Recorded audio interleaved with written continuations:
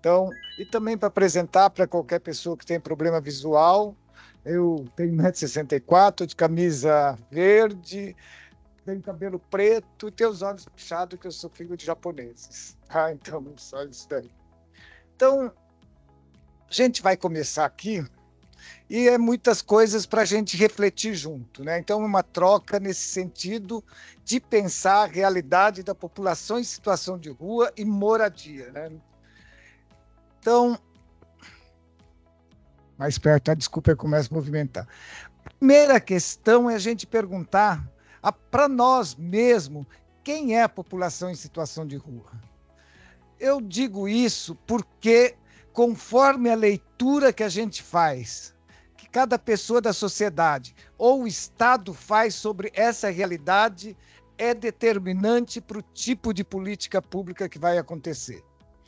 E aqui trazendo de forma breve aí, que eu escrevi assim, a realidade da população em situação de rua, assim como outros segmentos sociais vulnerabilizados, são decorrência da estrutura social, econômica e desenvolvimento urbano hegemônico no país.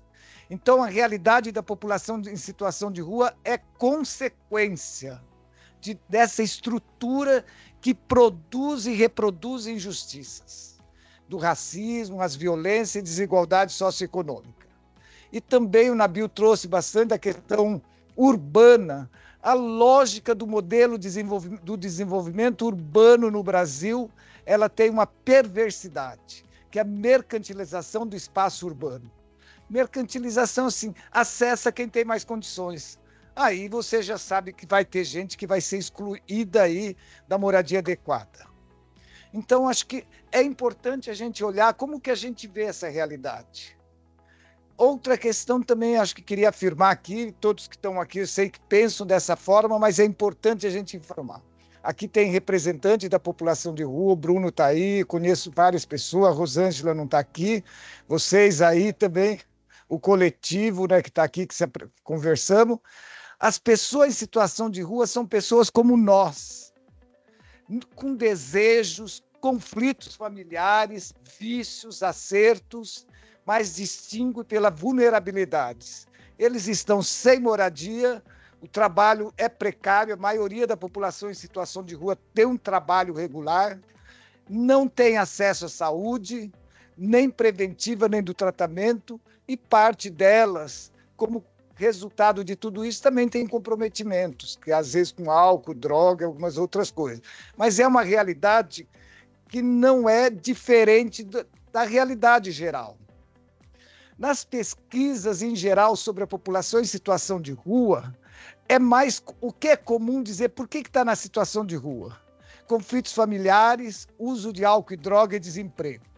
Mas a gente tem que tomar cuidado quando a gente lê o resultado da pesquisa também, porque depende de como você pergunta, a resposta também é. Uma pessoa estranha chega, pergunta para mim uma coisa, a resposta é de um jeito.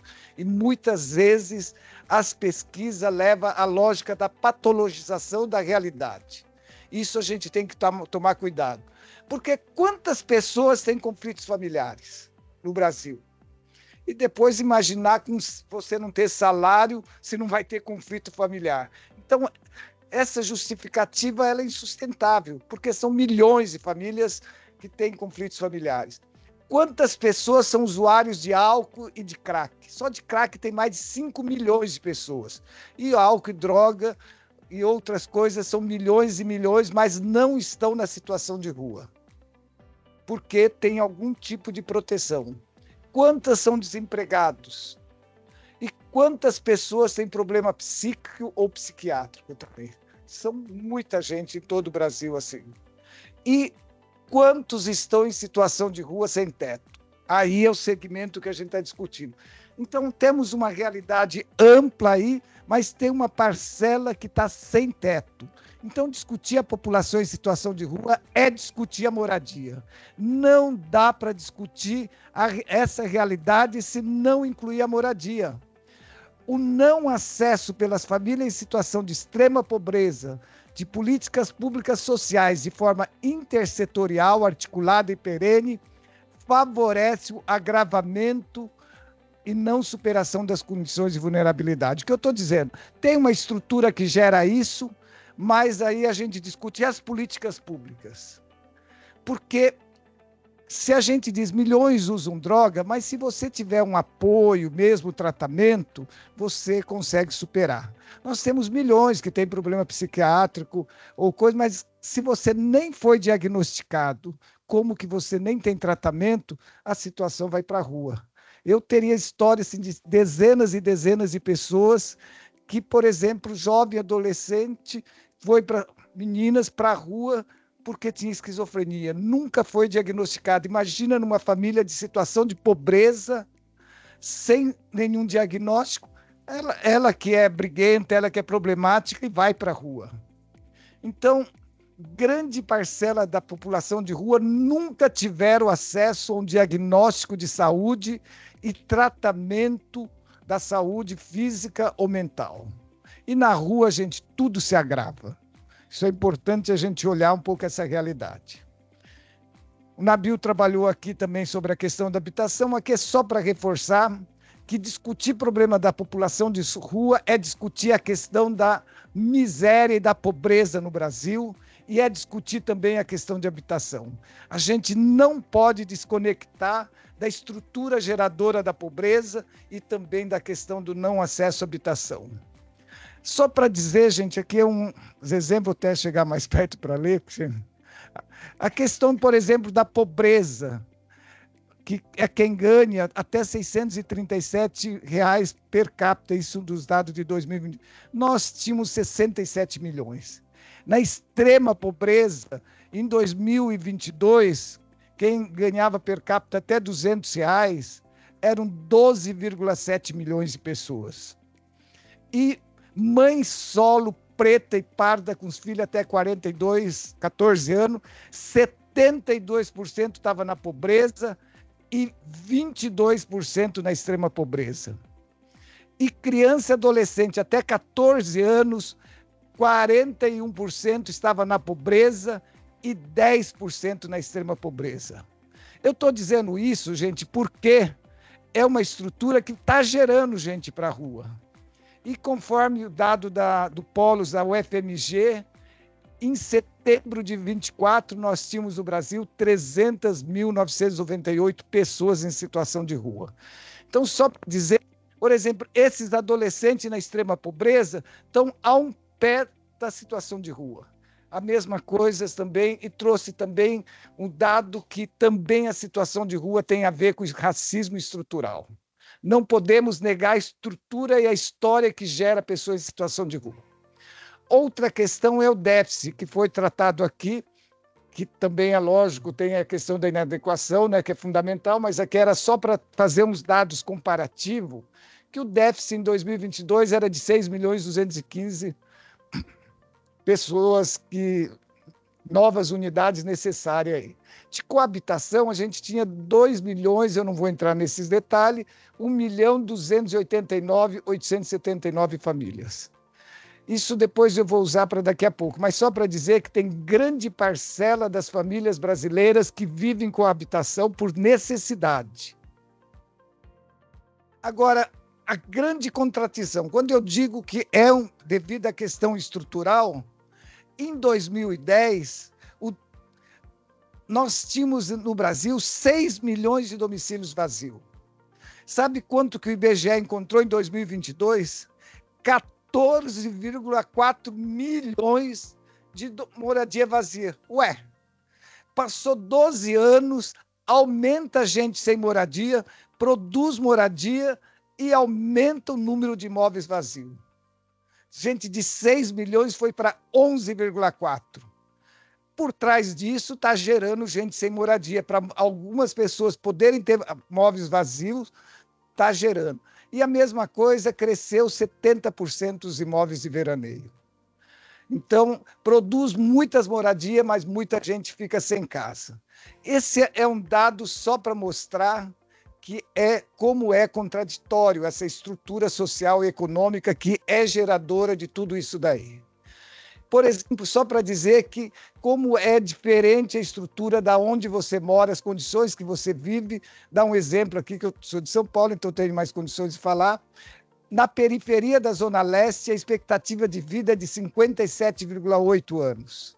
No bairros mais qualificado ou mais nobre, a média de expectativa de vida é de 80 anos, 80,3.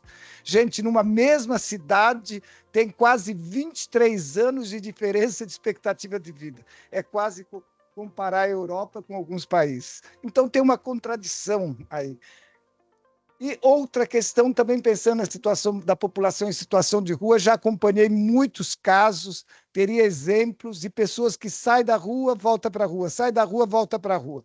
Um quarto de cortiço, que de 10 a 12 metros quadrados, custa cerca de 800 a 900 reais na região mais ou menos central.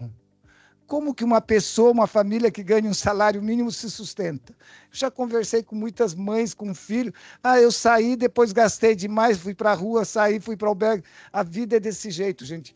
É impossível acessar uma moradia digna com a renda que se tem.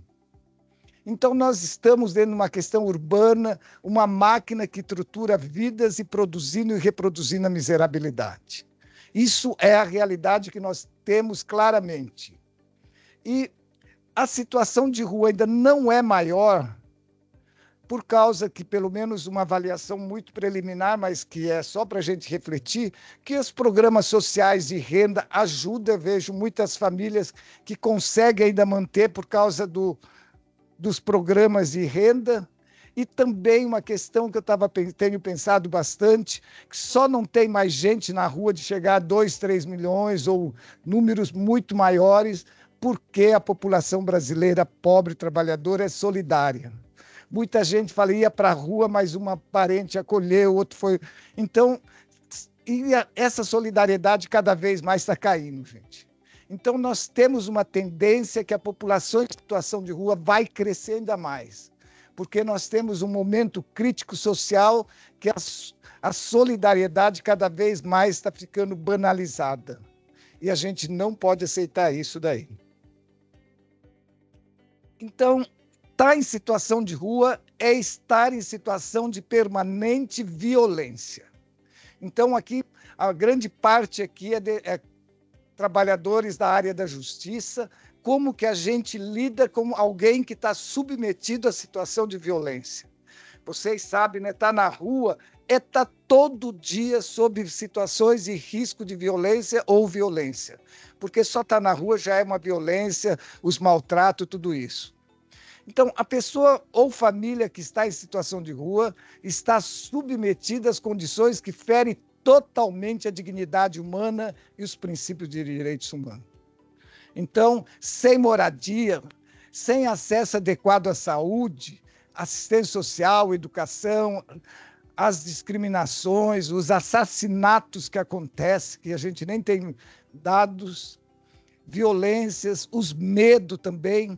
Eu digo medo, estava até comentando antes, quando a gente está cansado depois de um dia tenso, o que a gente pensa a primeira coisa? Não vejo a hora de ir para casa, tomar um banho e descansar.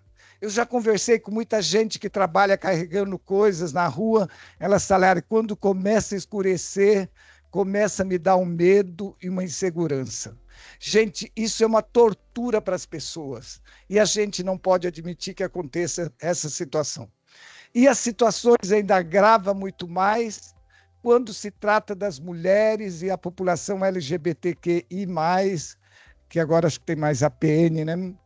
Que agrava muito mais, porque nós estamos numa sociedade machista, na rua isso agrava muito mais, e a população LGBTQI é muito vulnerável. Então, mesmo depois vou trazer aqui resultados de análise de quem acessou moradia. E outra coisa importante, a gente fala também população em situação de rua de forma muito genérica. Só que a população em situação de rua é um segmento social bastante heterogêneo. Você encontra pessoas em situação de rua que está igualzinho a gente, vestido, que ninguém nem imagina que está na rua, porque ela está correndo, às vezes, dorme em lugares mais tranquilos, e tem pessoas que estão em situação de rua que está bastante crônica, assim, já está adoentada, caída, já não tem força nem de levantar. E tem pessoas que mesmo com algum comprometimento, mesmo que usa álcool, mas ela mantém autonomia. Então, a gente pensar na realidade da população de rua é pensar numa realidade bastante heterogênea. São várias realidades falar em população em situação de rua. Então, portanto, para enfrentar, a gente precisa também pensar em diferentes ações sociais e diferentes modalidades de acesso à moradia. Não dá para dizer que uma resposta a isso soluciona. Então, aqui para fechar um pouco como que a gente vê, que a população de rua é parte desse sistema social econômico que tem a lógica da nossa sociedade, a lógica meritocrática, não é? Portanto, se você não ascendeu, você é incompetente. Você é culpado pela tua própria situação. Agora, eu trago isso daí porque a culpabilização e a criminalização dos pobres e da pobreza é um discurso que favorece a naturalização dessas condições. Então, a gente não pode entrar nessa lógica, porque na hora que você culpabiliza ou criminaliza, a tua solução é diferente. E também é uma questão grave, porque a pessoa que está nessa situação, ela se também autoculpabiliza. E isso é importante, eu estou dizendo nesse sentido, de quem trabalha com essa realidade, porque sentir-se culpado, que é diferente de sentir responsável, gente, não só favorece que a sociedade naturalize essa realidade social, mas faz com que o culpado não se sinta portador de direito. É muito comum a gente conversar com alguma pessoa em situação, mas eu não mereço, já me deram chance, ou na sociedade falar, já dei chance e não aproveitou. Estou dizendo por quê? Porque tem uma lógica perversa que você faz com que essas pessoas fiquem nesse condicionamento. E vai se estigmatizando, né? É fácil para a gente olhar, eles não se dá muito bem, ou então entrar no ritmo do coitadinho. Então, essas lógicas determinam a política que a gente quer. As superações dos estigmas que a população em situação de rua assume e o reconhecimento que são portadores de direito são um grande desafio. Você tem que superar os estigmas, porque é muito marcado na sociedade, mas também se sentir portadores de direito. Então, o primeiro trabalho que a gente vai fazer com a população em situação de rua é que ela se sinta portadora de direito, ela se sinta cidadã. Aí a relação muda. Ela também passa a acreditar, então acho que isso mostra que muitas experiências se enfrentam nisso. E avançando um pouco nas políticas, acho que um grande marco importante é a política nacional, o decreto presidencial 7.053 de 2009. Por quê? A gente que está faz bastante tempo, lembro que até aqui deve ter muitas assistências sociais, tudo que não tem solução é coisa da assistência, não é? Manda, leva lá na assistência. Isso era um jeito até perverso contra o serviço de assistência social. A Política Nacional 7.053 trouxe um olhar mais amplo. A gente que participou do processo dessa construção, dizendo a população em situação de rua é uma realidade que precisa de tudo. Não é só da assistência. Precisa da assistência, precisa da educação, precisa da habitação, precisa da saúde, precisa do trabalho e todas as necessidades, como todas as pessoas precisam também ter acesso. Então, esse foi um grande avanço importantíssimo. E nós desde lá, tivemos muitos avanços importantes em várias áreas para a população em situação de rua. Não dá para negar. Por exemplo, depois do decreto presidencial, essa visão da população de forma intersetorial, também inclusão no CAD único, isso é importante também, porque é através do CAD único que tem acesso aos serviços sociais, os serviços de proteção social de média e alta complexidade, como CREA, Centro POP, nos serviços da saúde, consultório de rua, é super importante a presença na rua, e também os CAPs, teria muita coisa. No âmbito do judiciário, que a gente está no Ministério Público, a gente teve avanços também importantes. A resolução 40 do CNDH, que reconhece também a realidade. A portaria do CNJ, também de 425 de 21, que é o Conselho Nacional dos Juízes, também foi muito importante. A DPF 976 do STF, super importante, porque a DPF discute como evitar que mais gente venha para a rua, como ter porta de saída e como você violar menos a dignidade da pessoa enquanto está na situação de rua. E no âmbito do legislativo e legislações executivas no Brasil, nós temos muitos avanços. Agora, na habitação, a gente não teve muitos avanços. Tivemos pontualmente algumas cidades e algumas ações de Bolsa Moradia, locação social, mas muitas vezes com descontinuidade. Então, avançamos em algumas áreas, mas não avançamos na habitação. E é importante a gente pensar a população em situação de rua e habitação, por quê? Sem moradia não é possível discutir dignidade humana. Não é, Bruno? Não há direitos humanos sem habitação, gente. Não dá para dizer, vamos discutir, vamos ver os direitos humanos se não tem moradia. Sem moradia não é possível ter saúde, gente. E nem fazer tratamento, nem redução de danos sem moradia. Várias pessoas que, conversando, falam, não, eu fiz muitas vezes esforço, mas quando chegava à noite, na roda, não dava para largar, você voltava. Então, por mais que seja sem moradia, você não consegue ter saúde. Sem moradia é impossível estudar ou ter uma educação adequada. Eu conheço muitos casos de pessoas que esforçaram para estudar. Estava até dando um exemplo no começo que de Osasco. Um rapaz, aí há pouco tempo fui falar em Osasco, estava a prefeitura, várias entidades, e depois nas perguntas um rapaz falou, sabe o que eu queria contar? Eu estudo, estou fazendo colégio, e eu tenho que chegar às 10 e pouco, o albergue falou que eu não posso entrar às 10, eu fui conversar, falaram, você decide, ou dorme aqui ou estuda. E ele foi para a rua porque ele falou, eu quero muito estudar. Ele falou, meu sonho sempre foi estudar. Aí é lógico, através da Defensoria Pública, Defensoria exigiu uma justificativa, ele pôde dormir. Mas isso eu estou dizendo é o mínimo. Mas é que tem uma lógica que fica tão enquadrado e também a humanidade da pessoa não é mais nem percebida. A regra sobrepõe as pessoas aí. E sem endereço, você não acessa a saúde, apesar da legislação dizer, mas as pessoas, só de perguntar a primeira coisa, qual é o seu endereço? Eu sei que eu tenho direito de acessar a saúde, mas essa pergunta já me constrange. Eu tenho que dizer, não, eu não tenho endereço. Então, a moradia digna é essencial, a moradia adequada. Agora, falar para a população vulnerabilizada, a população em situação de rua, moradia não é só o abrigo a quatro paredes. Moradia é muito mais, é a localização, é os serviços, o acesso ao serviço, infraestrutura acessível para a mobilidade, custo compatível com o que a pessoa tem. Se tem renda zero, ela não pode pagar. E também a questão de segurança.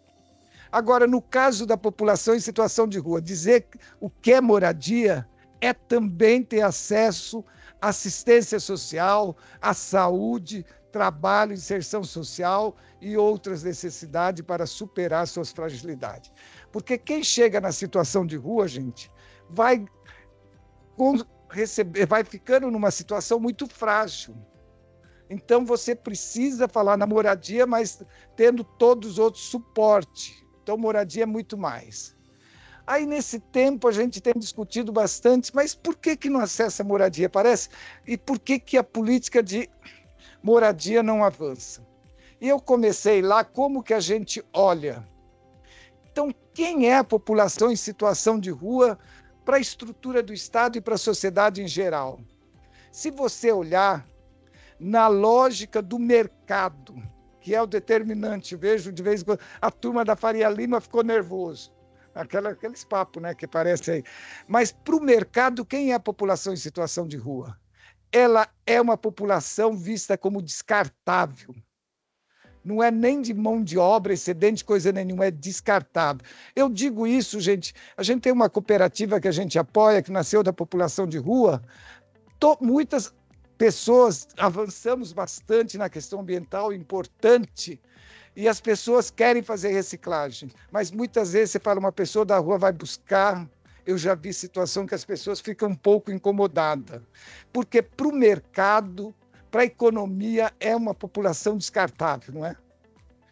Quando a gente olha para a lógica que prevalece, vocês olham o noticiário, lá em São Paulo, chega aqui também a Cracolândia, toda a terminologia do desprezo da dignidade humana, porque para a ideologia predominante, o pensamento forte que prevalece, são seres desprezíveis.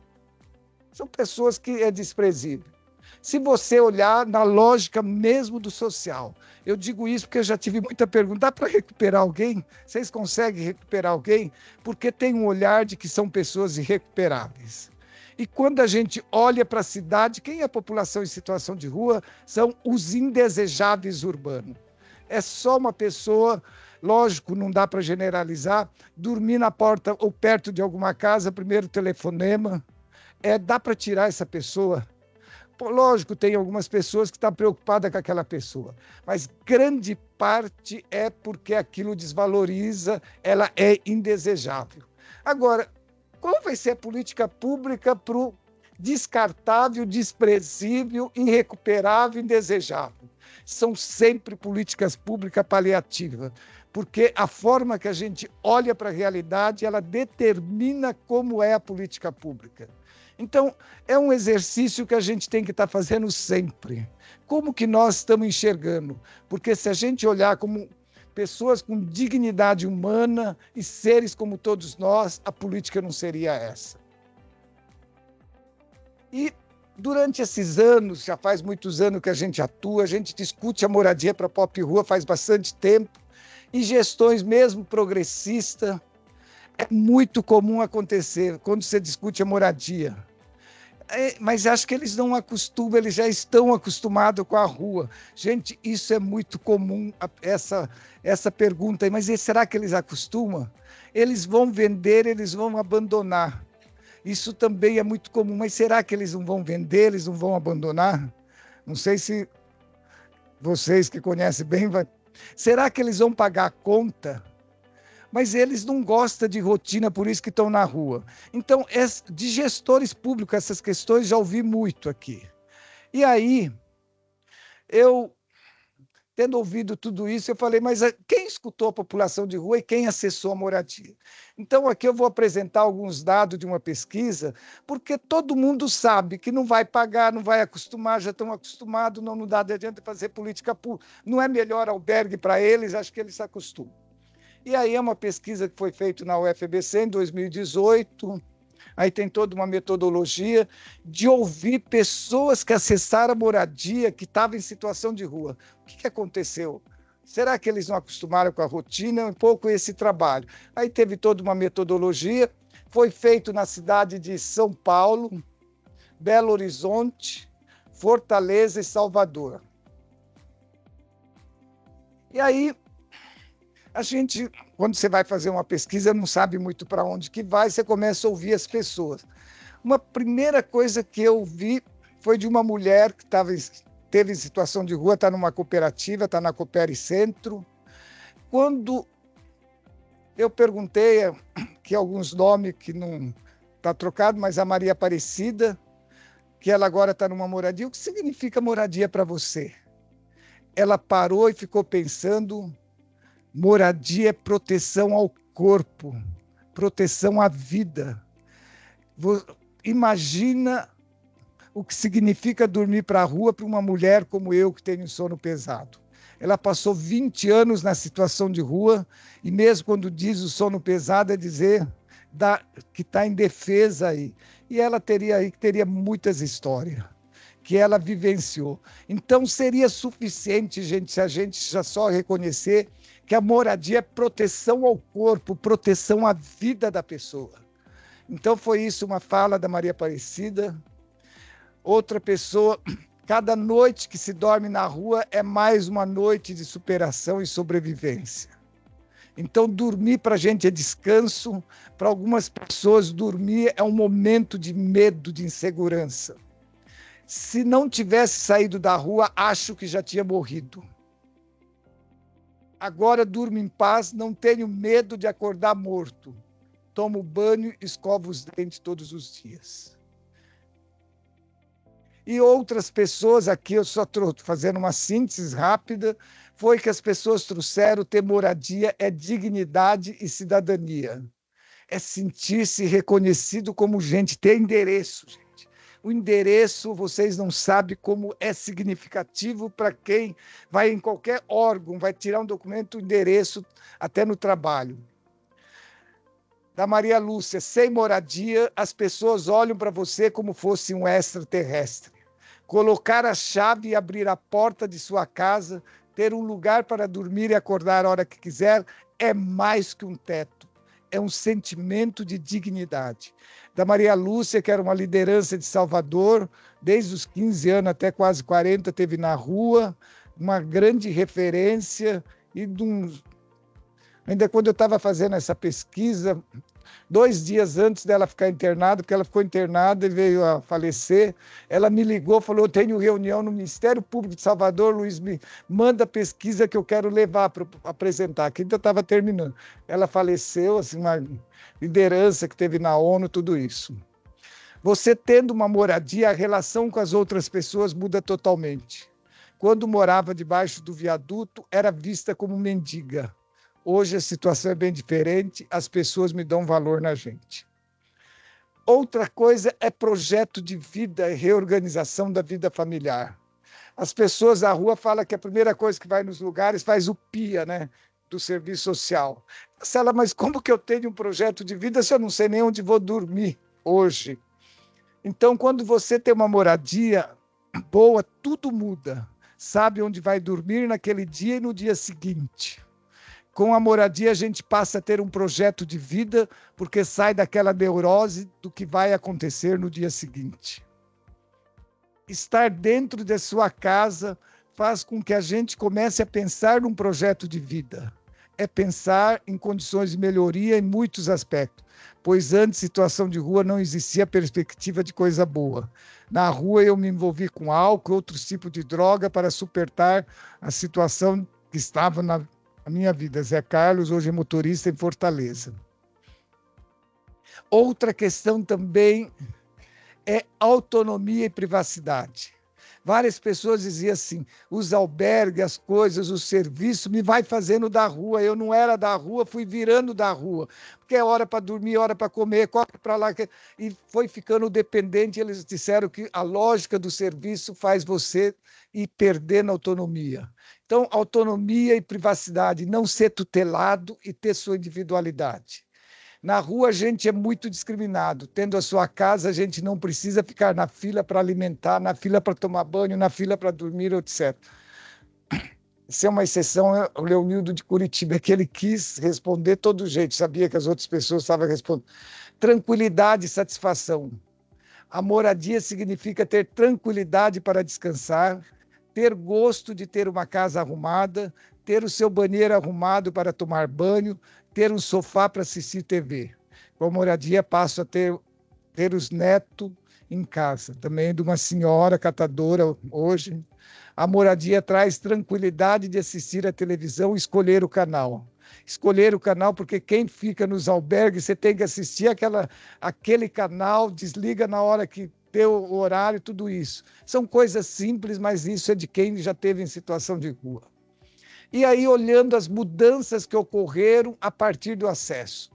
Porque mesmo na definição da quem é população em situação de rua, é vínculos sociais rompidos.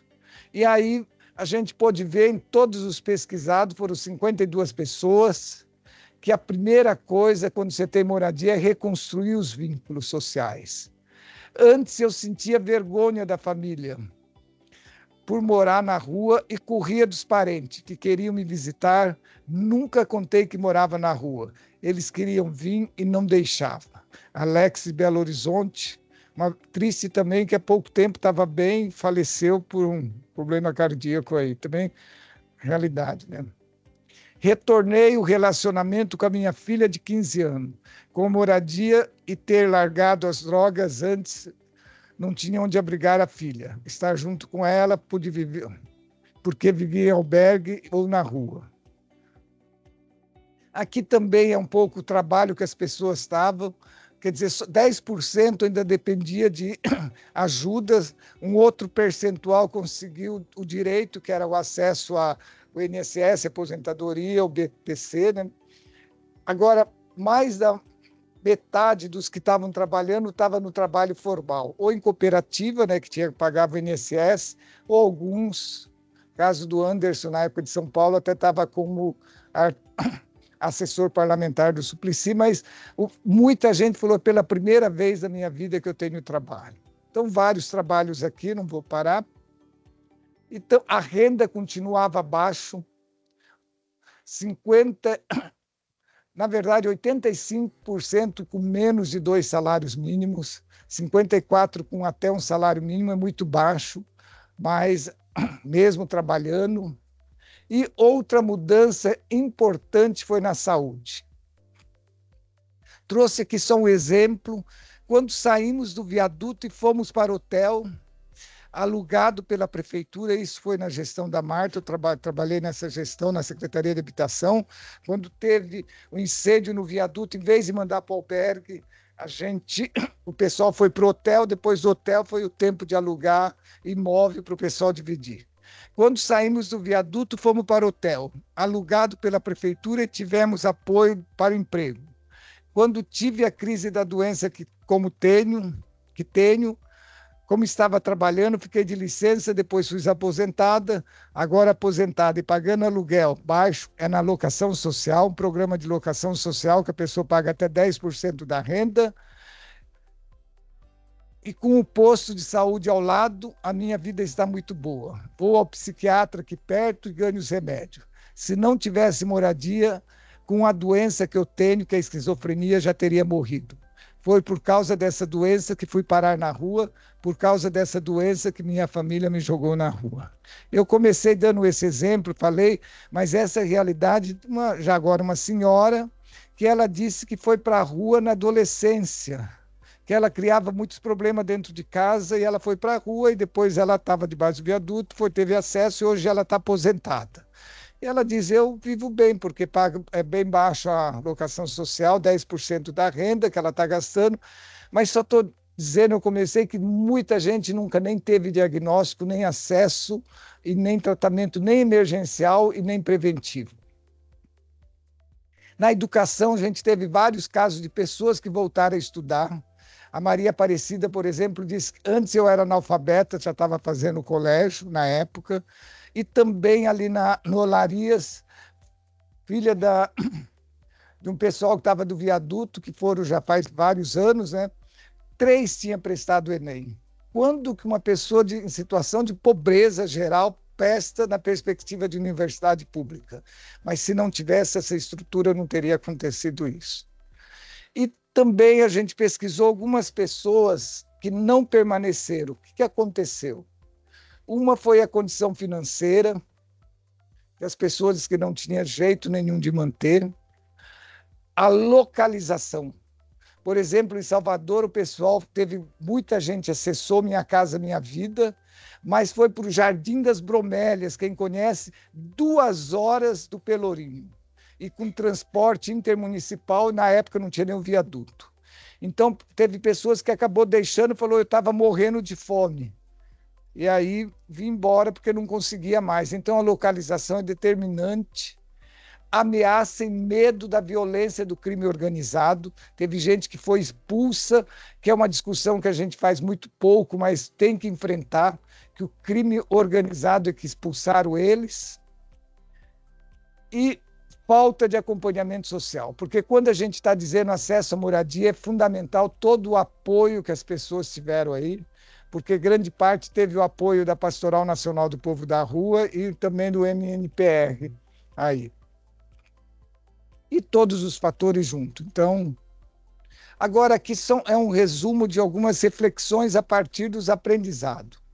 A moradia deve ser o primeiro acesso às políticas públicas e base para a população acessar outras políticas sociais, como saúde, assistência, segurança, etc.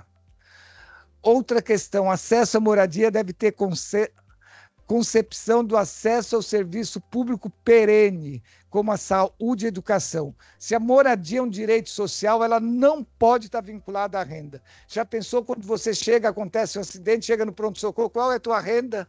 Ah, você não pode entrar porque você não tem... E se a moradia é um direito social, ela tem que ter a lógica da educação e da saúde e tem que ter atendimento perene. Tem gente que pode pagar, paga, quem não pode pagar tem que poder morar também. O acesso, então, deve ser também pela equidade, se é heterogêneo, como é o SUS, né? Igualdade e justiça. O direito à moradia não precisa vincular o direito à propriedade, você pode ter várias alternativas, como locação social e outras alternativas, para poder acessar. E também deve ter diferentes modalidades. Deve ter algumas pessoas que podem acessar, porque na rua tem gente que tem carteira assinada, está trabalhando e está, às vezes, em serviços.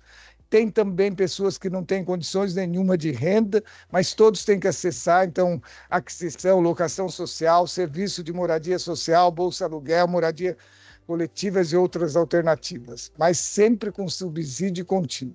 Por exemplo, bolsa aluguel é uma coisa que pode ser interessante, mas não pode ter descontínuo. Eu lembro quando a gente escreveu na locação social na prefeitura, a gente foi conhecer a Experiência Internacional, uma entidade que faz gestão da locação social lá na França, do Pactarin, falou o primeiro, Pactarin, né, que fala lá, o primeiro contrato é de 9 anos, porque uma pessoa que está numa situação ainda de baixa renda precisa pelo menos 9 anos para estruturar. E aqui a gente faz programa para a população de rua de extrema vulnerabilidade. 1 ano, te dei a chance, 6 meses. Isso, gente, não é solução. Tem que ter continuidade. A não guetificação e não segregação. Criar prédios só para a população de rua, tudo isso é arriscado, porque cria segregação e muitas fragilidades junto, cria outros problemas também. A população em situação de risco deve estar reconhecido como pessoa em situação de risco físico, deve ser prioridade nos programas sociais. O trabalho social pré e pós-morar é essencial, porque você precisa dar um suporte, porque quando você está na fragilidade, você precisa ter um processo de apoio. Deve ser intersetorial e multidisciplinar. Então, não é só a saúde depois vai separado, acho que precisa ter um trabalho que é difícil, mas tem que ser. As instituições públicas precisam estar preparadas para a gestão social, gestão patrimonial e condominial, e o acesso massivo da população em situação de rua, por exemplo, nos programas. Então, essas são umas reflexões, eu sou sempre muito pontual nos horários. Aqui é um exemplo só de locação social, só para dizer, locação social é um programa onde o prédio continua sendo público e as pessoas pagam um aluguel para a prefeitura, no caso de São Paulo. A única coisa que teve um erro não, acho que um desvio ali, que a Coab, que faz a gestão, faz um cálculo que até 30 anos tem que retornar. Isso já exclui muita gente. Esse prédio, os dois são locação social. Verde é só pop rua, mas, por exemplo, 93 pessoas da população de rua já estaria cortada por esse critério de em 30 anos o valor tem que retornar. São 34 apartamentos. Aqui são alguns dados que eu vou deixar essa apresentação, mas discutir mais que é possível, né, fazer aqui. E, rapidamente, eu acabei de entregar um trabalho para o Ministério dos Direitos Humanos, que é para poder fazer o Housing First no Brasil, né? Que é uma discussão antiga, não é nova, moradia primeiro, que é essencial. Mas a moradia ser o primeiro passo. e nasceu nos Estados Unidos, depois foi para o Canadá e hoje está em muitos países da Europa, tem muitas experiências. E uma das coisas, assim, o custo é mais barato. Só para ver, o subsídio na locação social estava cerca de R$ 600 na época para a Coab média por pessoas. O custo num albergue, em geral, fazendo bem geral, é quase R$ 2.000 por mês. Então, manter a pessoa na situação de rua é mais cara que enfrentar com um problema de habitação. Então, House First aqui não vou entrar tanto, mas são experiências que mostram que, principalmente, nasceu nos Estados Unidos, assim, que o pessoal da saúde tratava as pessoas que estavam em situação de rua, depois do tratamento as pessoas ficavam bem, voltavam para a rua, quando voltava para o hospital, para o tratamento estava pior, e via que era improdutivo. E aí discutiu acessar a moradia individual em locais com todos os acessos, e viram que 80% em média geral não volta para a situação de rua. Então, é lógico, com todos os outros suportes necessários e também com autonomia. Então, é fundamental a gente trazer a pauta da moradia, discutir a moradia e sem ter medo. Tem dificuldade como tem todos os acessos, gente, não é diferente. E a população de rua tem fragilidades, mas é igual a todo mundo. Tem contradições, tem como qualquer parte da sociedade aí, né? E estava lembrando aqui também, só para dar um exemplo, para encerrar no tempo aí, a gente trabalha, aqui está uma amiga... não, 2 minutos certinho. Está aqui Ana Maria Pereira, que final dos anos 70, 80, né, a gente jovem, era amigos, trabalhava com população de rua, meninos de rua. E tem uma senhora, não sei se a Ana lembra, que a Ana também, ela tinha visto de Goiás, com 6 crianças, a mais velha adolescente, até com 5 anos, e ela tinha entrado na bebida, bebia, dormia ali no bairro da Bela Vista, às vezes com aquela criançada, a criançada na época chamava trombadinha, entrando nos riscos, tudo isso daí. E uma história, quando você está trabalhando, parece que tudo que você está fazendo tão difícil, voltava para lá. Ana conseguiu estruturar, parou de beber, conseguiu uma moradia e foi se estruturando. Uma pessoa que você não consegue falar, como uma pessoa teve na rua, a hora que ela entra, aquilo, o ambiente enche de energia. E mesmo com a moradia, teve todo outro trabalho. A Fátima, que era do meio, teve um filho que chama Luiz, e depois outro menino e uma menina, e depois ainda no vai e vem, ela teve overdose e faleceu. Mas a Ana, muito bem, cuidou dos meninos. E eu acompanhei as crianças há alguns anos, mas assim, pouco depois distante, Natal, quando começam as aulas. 2 anos, mais ou menos, antes da pandemia, o Luiz me liga. Aí, quando eu falo depois com ele, né, liguei para ele de retorno, eu falei, por que você me ligou? Ele falou, sabe por que eu liguei? Quer dizer, um professor falou sobre você e deu um texto, mas eu queria te dizer, eu estou no último semestre de arquitetura e eu queria te avisar e convidar que eu estou terminando o curso de arquitetura. Então, gente, quando a gente vê isso, para mim foi um dos momentos mais emocionantes, que quando a gente está trabalhando, é tanta contradição, na moradia, em qualquer lugar, qualquer trabalha, mas quando você olha no longo do tempo, aí você vê que tudo é a pena. Mas são desafios, mas a gente precisa acreditar na pessoa, porque não tem mudança com pessoas que não são acreditadas. E outra coisa, 30 segundos rapidinho, estava lembrando, é que a gente começa a lembrar, tem tantas histórias, mas um senhor que ele estava no programa Reviravolta, depois ele foi para outro programa Coopere, e ali foi estruturando, porque ali tem uma renda, já uma cooperativa bem profissionalizada. E ele conta-se, ele veio do interior do Pernambuco para São Paulo, aquela história que vai trabalhar, melhorando, vai buscar a família, deixou a filha de 1 ano e meio, mais ou menos. Mas ele falou, cheguei em São Paulo, perdi o emprego, fui para a rua, ficava entre a Baixada Santista e São Paulo. E aí ele contando, ele falou, eu achava que não tinha mais jeito. O dia que eu entrei num programa que chama Reviravolta, ele falou, o jeito que eu fui acolhido, olhares das pessoas me acolhendo, eu senti por dentro, acho que minha vida vai mudar. E aí tem toda a história que mudou, hoje mora com a família, até comprou já um terreno na periferia de São Paulo. Mas eu só estou dizendo aí que às vezes a gente discute bastante metodologia do trabalho população de rua, é essencial.